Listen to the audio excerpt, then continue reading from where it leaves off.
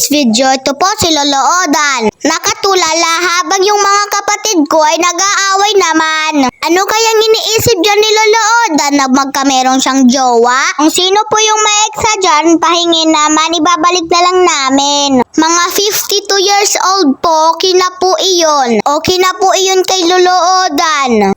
Kasi po kung nakatulala po siya, may iniisip po siya. Gusto niya po na magkapera po siya. Please po, bigyan mo na po kami para lang kay Lolo Odan. Tapos ito namang dalawa naghaharutan. Para po silang magkambal, no? Minsan po naghaharutan sila, minsan naman po nag-aaway sila.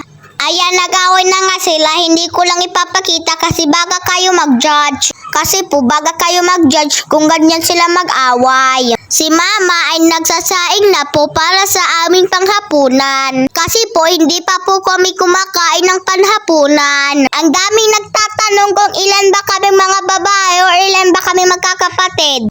4 po kami mga babae at 4 rin po kami ng magkakapatid.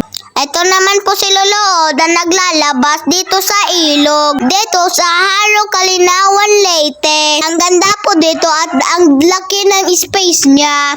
Kaso nga lang po, may delikado ditong daanan. Yung pupunta ka doon sa kabilang ilog tapos hihigupin ka na lang bigla. Doon po yung delikado sa likuran ni Papa. Pumunta po ako dyan at bigla po akong hinig. Buti na lang andyan sila Papa at Mama. Tinulungan ako. Delikado po dyan. Kung sino po man yung nandito, wag po kayo ditong pumunta kasi delikado po ito. Ngayon ko lang po nalaman na meron pala ito dito. Pag pumunta ka dyan ay bigla kang hihigupin at malulunod ka na. Ang tagal na namin ditong naligo pero ngayon ko lang po ito nalaman na meron pala ito dito. Pag pumunta kayo dito, pag pumunta kayo dito, wag kayo ditong pumunta sa mga delikadong dadaanan. Ayan naman po si Ariana at saka si Joy. Si Joy nagsiselfon at si Ariana nakatulala. Tumitingin na lang po si Ariana kay Joy.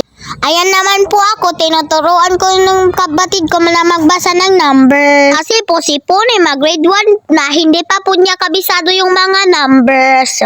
Kaya ayan, tinuturuan ko para siya maging marunong. Nagrereklamo nga siya dyan kasi paulit-ulit na lang daw yung number. Gusto niya na ilipat yung mga numbers. Kaya ako po pinapaulit-ulit kasi hindi niya nakabisado yung 11 at saka 12, 13. Kapag hindi siya pinapagbasa ng numbers, ito yung ginagawa niya. Ayan, nag-acting. Ayan, tuloy nagkaiyak yung kapatid kong bunso.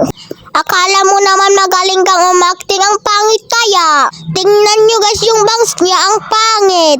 Okay na po sana yung bangs niya kaso ginupitan niya.